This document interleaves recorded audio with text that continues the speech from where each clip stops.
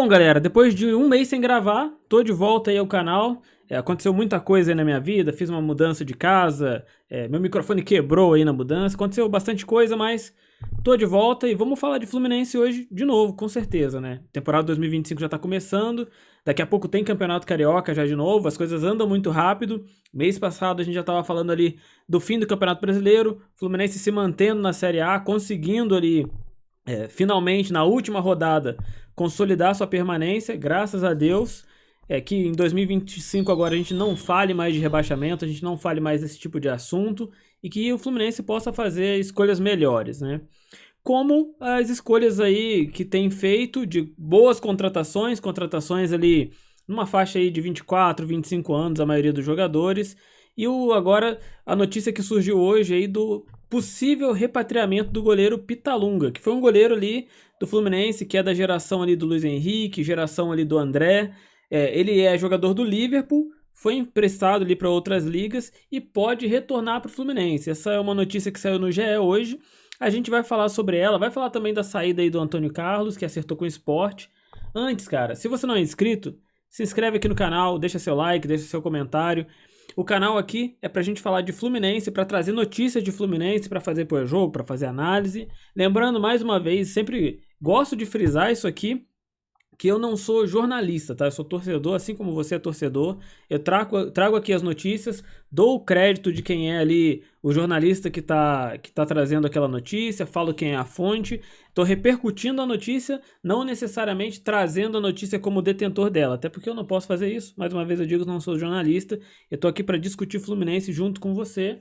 E vamos falar aí, né, dessa possível repatriação do goleiro Pitalunga e também da saída aí do Antônio Carlos. O Antônio Carlos, cara, acertou com o Sport, uma passagem muito, talvez aí muito complicada pelo Fluminense, tá? Muita gente acha o Antônio Carlos muito ruim e essa, sinceramente, não é a minha opinião. Eu acho que é um jogador ali mediano, como muitas escolhas, muitos jogadores do Fluminense são e foram ao longo do tempo, tá? Ele, principalmente essa temporada aí de 2024. A gente teve bons acertos, na minha opinião, por exemplo, o Serna é um bom acerto que o Fluminense teve, o Fuentes também é um bom acerto que o Fluminense teve, ainda que a gente precise um pouco mais de tempo para avaliar, principalmente ali o Fuentes.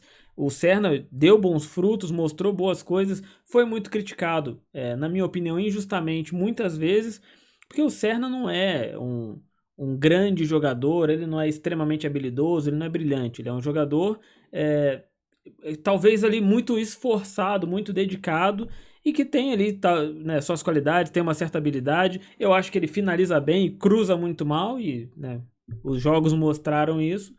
Mas eu acho que ele deu bons frutos, sim. Dos últimos dois jogos do Fluminense ali na temporada de 2024, ele fez duas boas grandes atuações ali e ajudou o Fluminense a se livrar do rebaixamento, cara. E também eu acho que o ambiente, o cenário, a situação que o Fluminense estava, ela era muito complicada e isso leva os jogadores a tomarem, às vezes, determinadas atitudes ali meio por conta da situação, né? Muita gente às vezes querendo chamar a responsabilidade, querendo resolver sozinho, muita gente se precipitando por conta do nervosismo, o Fluminense precisando ganhar e, né, a gente acaba tendo um recorte às vezes muito injusto da atuação de muitos jogadores. Eu acho que fizeram muito isso com o Serna, como em alguns momentos fizeram isso com o Keno também, como em alguns momentos fizeram isso com o Cauã Elias.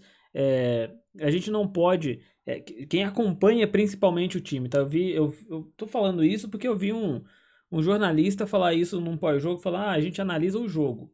Cara, porra, você tá ali durante o ano todo acompanhando o time, assistindo todos os jogos, fazendo pós-jogo, fazendo análise, você não pode fazer recorte de um jogo.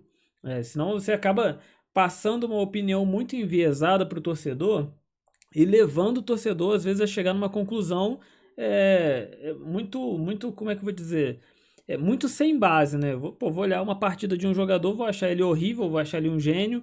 Por exemplo, o Marquinhos. Marquinhos chegou nos primeiros jogos dele ali no Fluminense, ele jogou demais. Né? A gente poderia se pegar um recorte e falar que o Fluminense agora nesse fim de 2024, começo de 2025, está se livrando aí de um grande jogador. Mas a gente viu que as últimas partidas do Marquinhos já foram ali não decepcionantes, porque né, ao longo do tempo a gente foi deixando de ter uma expectativa muito alta, mas já foram mais ali de acordo com o que o Marquinhos realmente pode apresentar. No começo ali, você vê um jogador ali, né, ele vai chegar para tentar mostrar trabalho, ele tende a fazer boas partidas ali no começo. Então por isso a gente tem que ter todo um contexto uma linha do tempo ali do jogador para poder fazer uma análise e dizer, olha, esse cara tem esse potencial ou não tem. A mesma coisa aí o Léo Fernandes, por exemplo. Chegou no Fluminense, não se adaptou ao esquema tático do Fernando Diniz, a maneira como o Diniz jogava, e muita gente achou que o Léo Fernandes fosse ruim. E está sendo disputado aí agora por alguns times, sendo chamado de Rei da América. O cara jogou muito bem no Peñarol, e esse sim eu acho que o Fluminense perdeu um grande jogador ali quando perdeu o Léo Fernandes, cara. Essa pra mim é a realidade. A gente não pode fazer um recorte muito curto ali das contratações, nem da atuação de um jogador, senão você acaba sendo injusto na maioria das vezes. Bom, o Fluminense esse ano está fazendo contratações diferentes do que fez, né, no ano passado, ali na era Diniz. Não só no ano passado, mas na era Diniz, de um modo geral.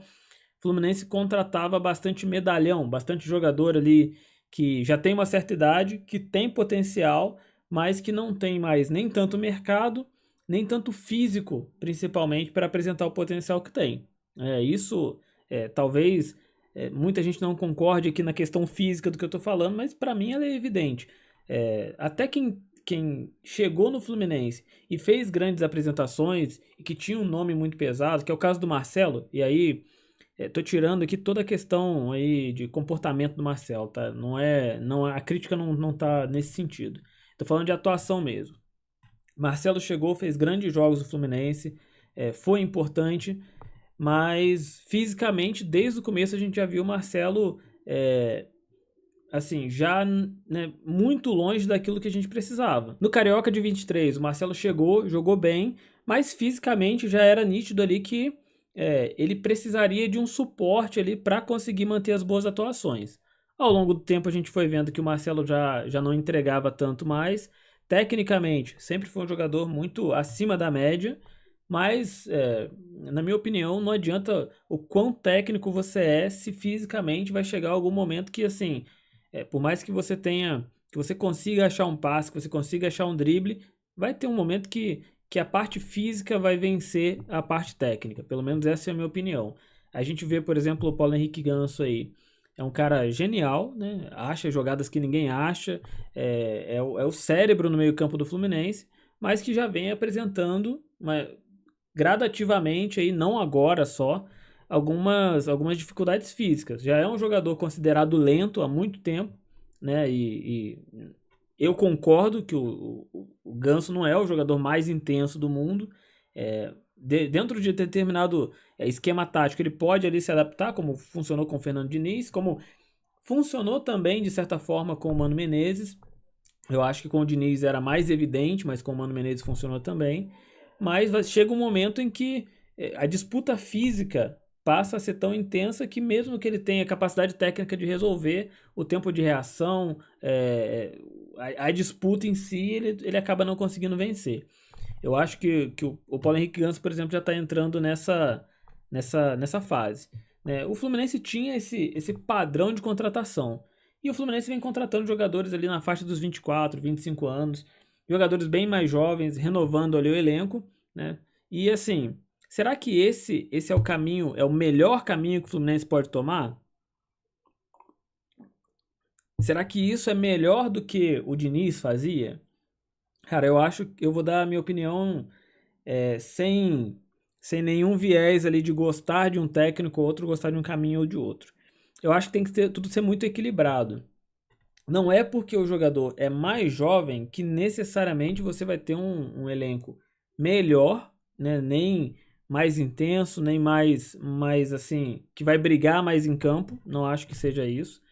Mas um elenco também onde você tem uma faixa de idade muito alta, por mais que tecnicamente às vezes você consiga escolher peças, né, que tecnicamente tem muito potencial, a intensidade do jogo fica comprometida e a continuidade também. Você não pode ter um jogador que você pode contar com ele 2, 3 partidas e nas outras 3 ele tá no DM porque ele não aguenta jogar uma sequência de jogos muito grande.